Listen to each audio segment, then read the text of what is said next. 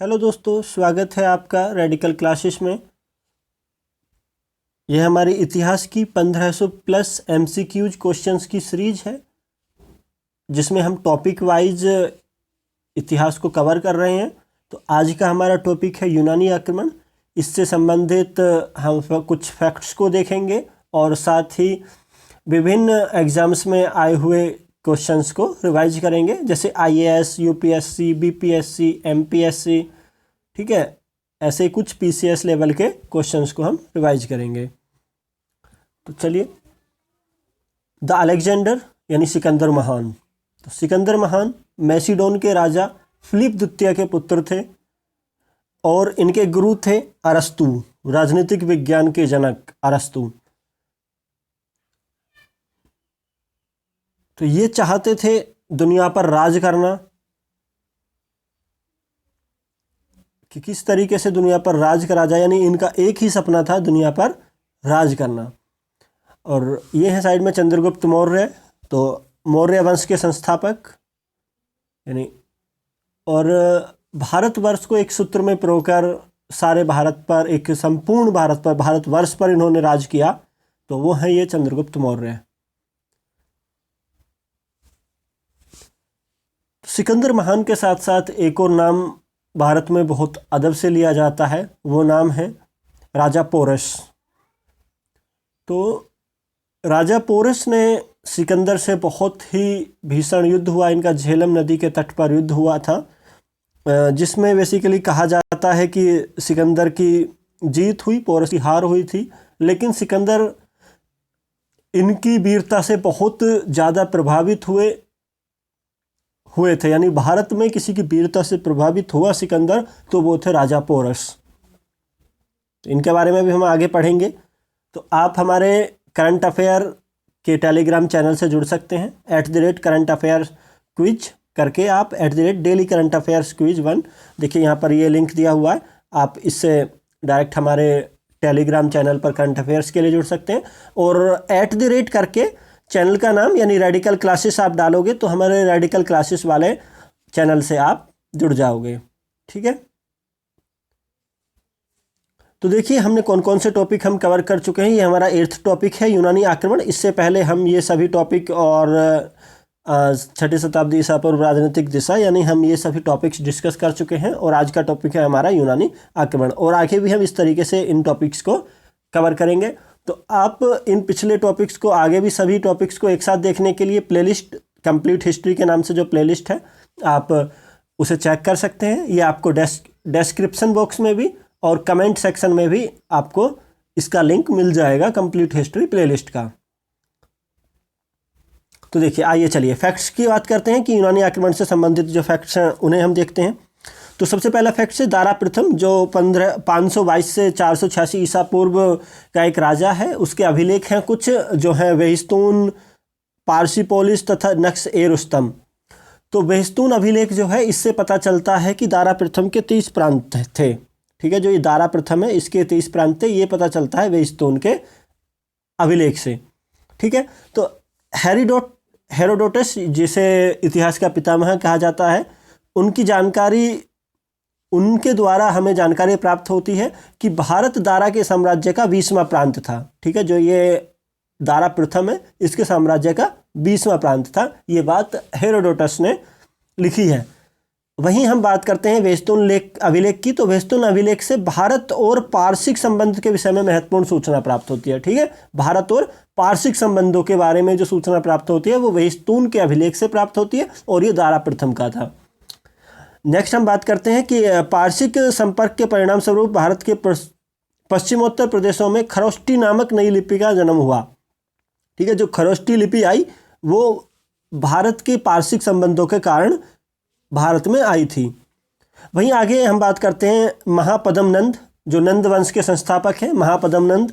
तो इनके 8 उत्तराधिकारियों के बारे में बौद्ध ग्रंथ और पुराणों से जानकारी मिलती है। साथ ही साथ नंद वंश के अंतिम शासक जो थे वो धनानंद थे, और यह सिकंदर के समकालीन थे धनानंद, ठीक है। नेक्स्ट आगे चलते हैं। तो आगे देखिए आप, 6ठी शताब्दी ईसा पूर्व के मध्य में कुरुस अथवा साइरस द्वितीय नामक महत्वाकांक्षी व्यक्ति ने हखामनी साम्राज्य की स्थापना की। हखामनी साम्राज्य की स्थापना करता है साइरस द्वितीय 558 से 529 ईसा पूर्व। और इसी हखामनी साम्राज्य को ख़त्म करने के बाद सिकंदर अपनी विश्व विजय के लिए निकला था। जो सिकंदर है वो मैसिडोनिया के क्षत्रप यानी राजा फिलिप द्वितीय का पुत्र था। और हखामनी साम्राज्य को ध्वस्त करने के पश्चात 326 ईसा पूर्व बसंत के अंत में एक विशाल सेना के साथ सिकंदर भारत विजय के लिए चला। ठीक है, सिकंदर भारत विजय के लिए 326 ईसा पूर्व बसंत ऋतु के समय ये चला था भारत की तरफ। और लगभग 2 वर्ष अभियान के पश्चात यानी 325 ईसा पूर्व सितंबर माह में सिकंदर और सिकंदर की सेना ने वापस लौटने का फैसला किया, यूनान को वापस प्रस्थान किया। यहीं पर आगे और कुछ इंपॉर्टेंट फैक्ट्स की बात करते हैं। तो अश्वक गणराज्य जो सिकंदर के आक्रमण के समय एक सीमांत राज्य जिसकी राजधानी मशक थी, तो इसके बारे में भी बहुत ज़्यादा प्रश्न पूछे जाते हैं अश्वक गणराज्य के बारे में। ठीक है, तो इसकी आगे चलते हैं। पुरु यानी पोरस जिसके बारे में मैंने अभी डिस्कस किया था आपसे, तो इसका जो राज्य था पोरस का राज्य झेलम और चिनाब नदी के बीच में था। और सिकंदर और पोरस की जो लड़ाई हुई थी वो झेलम नदी के तट पर हुई थी, जहाँ पर पुरु पराजित हुआ था। पुरु या पोरस एक ही बात है। तो सिकंदर ने 2 नगरों की स्थापना की थी, निकेया और बउकेफला। और एक सिकंदरिया राज्य की भी नगर की स्थापना सिकंदर के भारत आगमन के समय ही की गई थी, सिकंदरिया। तो ये तीनों राज्य बहुत इंपॉर्टेंट हैं। निकेया, बउकेफला इन दोनों की सिकंदर ने की और एक सिकंदरिया की भी हुई थी। नेक्स्ट, सिकंदर के उत्कर्ष का चरम बिंदु व्यास नदी। ठीक है, ये व्यास नदी से आगे नहीं बढ़ा था, यानी व्यास नदी तक आते आते इसकी सेना ने बोल दिया था कि अब हमें वापस चलना चाहिए, आगे हम नहीं बढ़ सकते। तो 323 ईसा पूर्व लगभग सिकंदर की मृत्यु हो गई। बेबीलोनिया देश में सिकंदर की मृत्यु हुई 323 ईसा पूर्व। कहा जाता है कि उसे भारत में एक जख्म दिया गया था, यानी वॉर में उसे एक जख्म हो गया था उसके छाती में, तो उसकी वजह से उसकी मृत्यु हो गई थी। नेक्स्ट, व्यापारिक संपर्क के फलस्वरूप यूनानी मुद्राओं के अनुकरण पर भारत में उलूक शैली के सिक्के ढाले गए। जो उलूक शैली के सिक्के ढाले गए वो यूनानी मुद्राओं के अनुकरण में ही भारत में ढाले गए थे।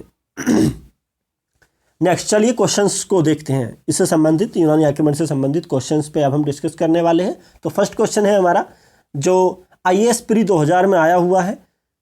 तो सिकंदर के हमले के समय उत्तर भारत पर निम्नलिखित राजवंशों में से किसका शासन था? तो आपने देखा एक ही वंश की यहाँ पर बात हुई है, नंद वंश। और नंद वंश में तो बात करते हैं किसका शासन था? नंद वंश का। और नंद वंश के बाद आता है आपका मौर्य वंश।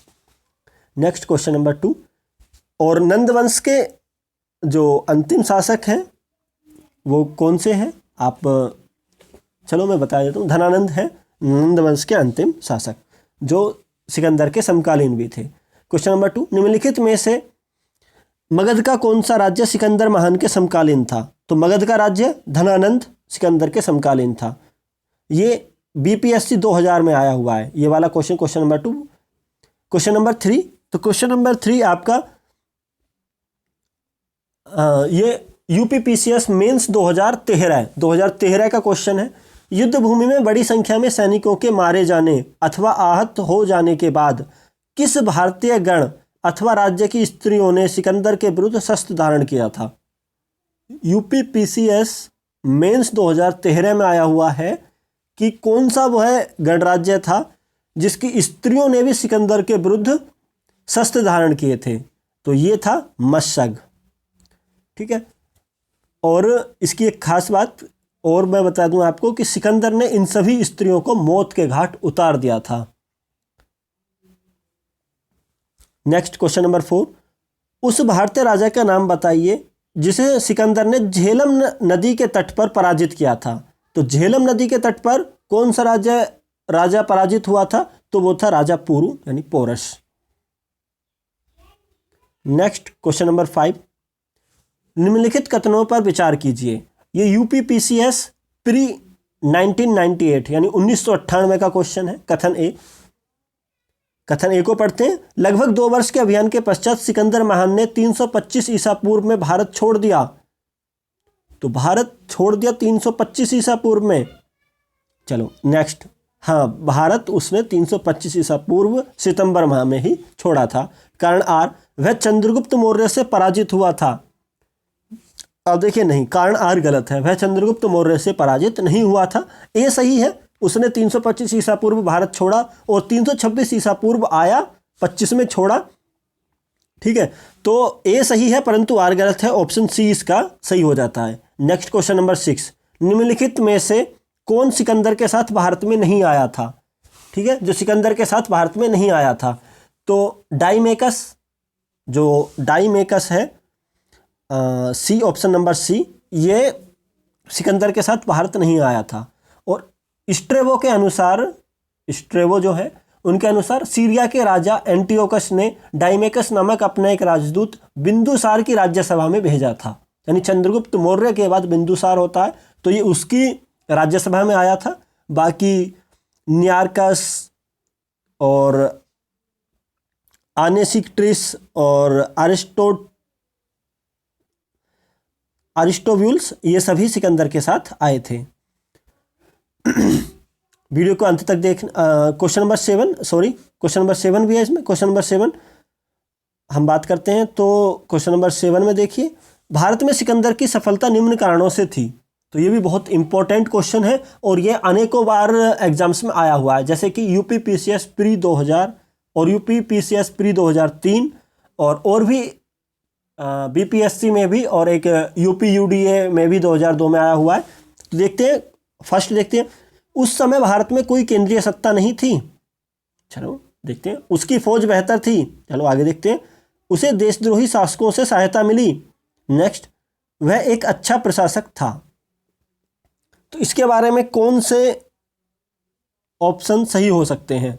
देखिए, सबसे पहली बात, वह एक अच्छा प्रशासक था। इस बात की जानकारी आप कितना ही पढ़ लेना सिकंदर के बारे में, इस बात की जानकारी हमें कहीं से नहीं मिलेगी, क्योंकि जब उसने राज प्रॉपर कराई नहीं तो प्रशासक अच्छा या बुरा है उसके बारे में हम कैसे बता सकते हैं?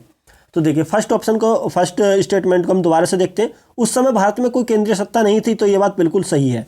हाँ, उस समय भारत में कोई केंद्रीय सत्ता नहीं थी कि जिसकी पूरे भारतवर्ष पर पकड़ हो। ऐसी केंद्र सत्ता उसके बाद स्थापित की, वो चंद्रगुप्त मौर्य ने स्थापित की। नेक्स्ट स्टेटमेंट, उसकी फौज बेहतर थी। हाँ बेशक, उसकी फौज बेहतर थी। क्वेश्चन नंबर स्टेटमेंट थर्ड, उसे देशद्रोही शासकों से सहायता मिली। ये बात भी कहीं हद तक बहुत ज़्यादा सही है कि उसे सहायता मिली थी। जो उस समय 28 स्वतंत्र शक्तियाँ थीं, तो ऑब्वियसली उन्होंने उसकी सहायता की थी। तो 1 2 3 सही है, यानी ऑप्शन बी सही है, 1 2 3। वीडियो को अंत तक देखने के लिए आपका बहुत बहुत धन्यवाद। यदि आपको वीडियो अच्छा लगा हो तो वीडियो को शेयर कीजिए, चैनल को सब्सक्राइब कीजिए, लाइक कीजिए, कमेंट कीजिए और अपनी फीडबैक हमें कमेंट बॉक्स में ज़रूर दीजिए। धन्यवाद, नमस्ते।